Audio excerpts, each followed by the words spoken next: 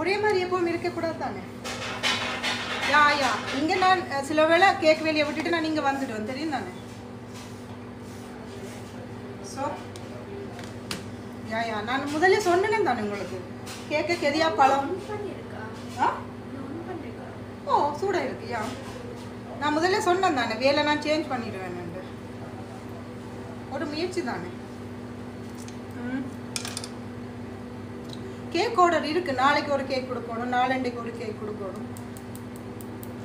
காலையில் ஒழும்பி கேக் அடித்து வச்சுட்டு தான் வந்தேன் நான். சரியா என்ன எந்த சமைக்கிற டைம் வீட்டை சமைக்க தேவையில்லை, இங்கேயே சாப்பிட்டு போகலாம். ஆனால் அப்படியே அந்த டைம் மிச்சம் எனக்கு. அதுக்கு நான் இங்கே வேலை செய்கிறேன் கொஞ்ச நேரம். என்னடா செல்ல